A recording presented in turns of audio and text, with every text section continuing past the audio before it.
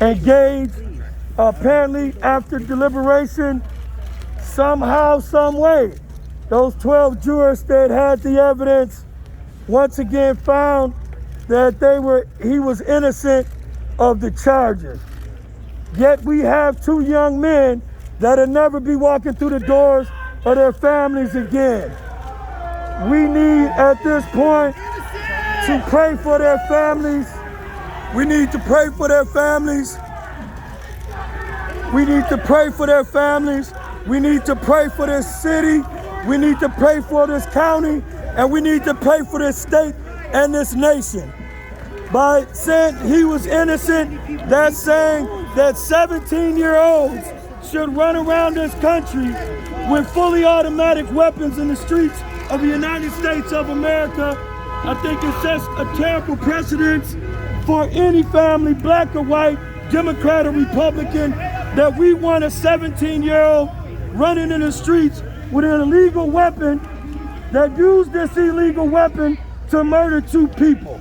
I don't know how they came to the final conclusion that they did, that he was innocent, but this is exactly why African Americans and minorities say the whole damn system is guilty as hell.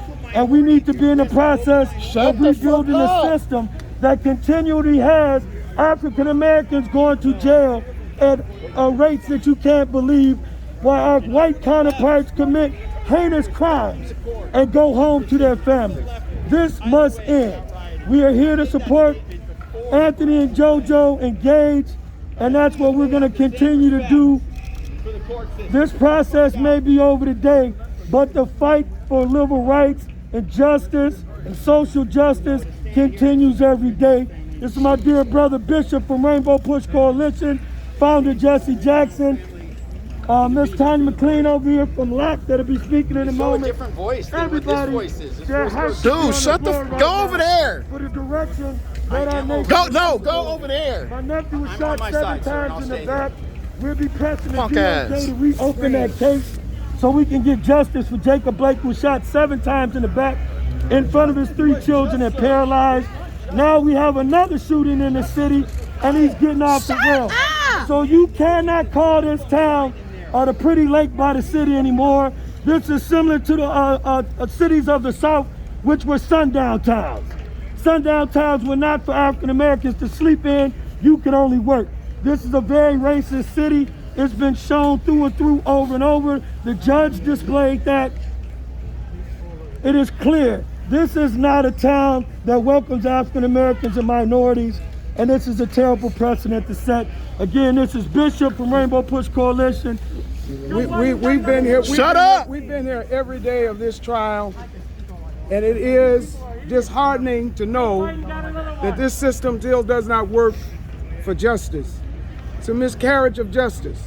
We saw the video, you saw the video, we saw the evidence, you saw the evidence, you heard the witnesses, and we saw the witnesses. We saw incredible judicial bias by this judge, giving liberties that the average black and brown defendant that's here in Kenosha County never receives. Those of us in the civil rights community will be doing our due diligence to ensure that we press upon the Department of Justice to do due diligence in this case. There were federal violations that must be investigated and federal charges that should be leveled. The state of Illinois has grounds in this case as well. We're not satisfied. And not that civil rights or social justice rested on this conviction, but these jurors saw a different America than we see every day, than we saw in the evidence. We saw the video. We saw 3 people shot and 2 people killed. We are a land of laws. And when we abandon those laws to try to sanitize and humanize people for political reasons, we create a system that is not right for everybody. This case should have never been about black and white. It should have been about what's right and wrong. There's no way that you can justify in the streets of America that an individual can carry an automatic weapon, an AR-15, and shoot and kill anybody under any reason. There's no way you can justify him not having a license to drive, and let alone a license to carry this weapon. And so the judicial bias that was in this case, this is the same office that found it beyond their means to level charges in the Jacob Blake Jr. case, after he's been shot 7 times in the back, and all of America saw that. So in spite of this verdict, we know what we saw, we know what we heard, and we know the truth. And we're asking all of those persons that believe in what we believe in. Civil rights and social justice has never been about taking lives, saving lives. It's never been about tearing down communities, it's been about building communities. It's never been about division, it's been about unity. We're gonna maintain peace and protest in these streets, and all over America, our voices are gonna be heard. All over America, our feet are gonna take the streets of America, because we still have Ahmaud Arbery. We still have Heather Heyer in Charlottesville, Virginia, and the fight continues. We know the truth, and one thing about the truth will make you free. We're not satisfied, we're not gonna be pacified, and we're not gonna accept this. There are other alternatives, and we're gonna do what we do. We would not be where we are today if it weren't for the work of hardworking people every day in civil rights and social justice. And so this jury and this judge and this court, and many of you in the media saw and heard for yourselves, unprecedented rulings, unprecedented bias, unprecedented actions that gave this defendant the kind of leverage and liberty that brought about this verdict. We're going to continue to fight, but we're going to continue to be peaceful, and we're going to continue to use our First Amendment right for freedom of speech and social justice. Let freedom ring. Yes. Bishop, are you surprised by the decision? I am surprised. I'm not just surprised. It is an insult. It is insult to the process of criminal justice. It's an insult to know all of the things that were done to give this defendant an advantage. A $2 million legal defense fund.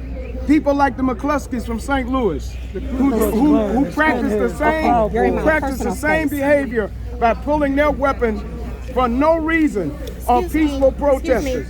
This is disturbing at best, and it is unacceptable at the highest level. Justin, how surprised were you when the verdict came back? What were you expecting to happen?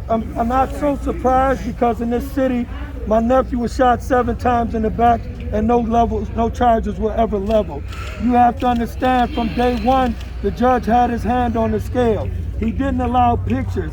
He didn't allow videotapes in. He didn't allow. He was doing everything he could to allow this young man to leave this courtroom clear and free. It put blinds over the eyes of the jurors, and maybe because he did that, they didn't see the evidence how they could have seen it.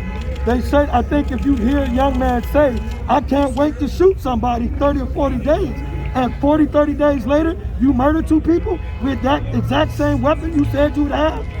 How can you be mad?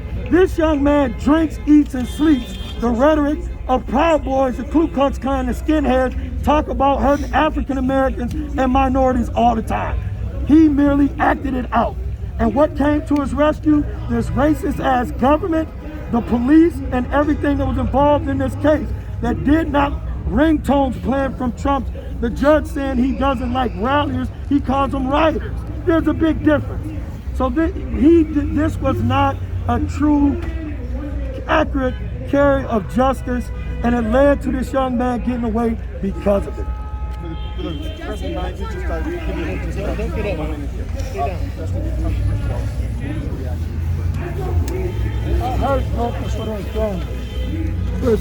Over here. She's.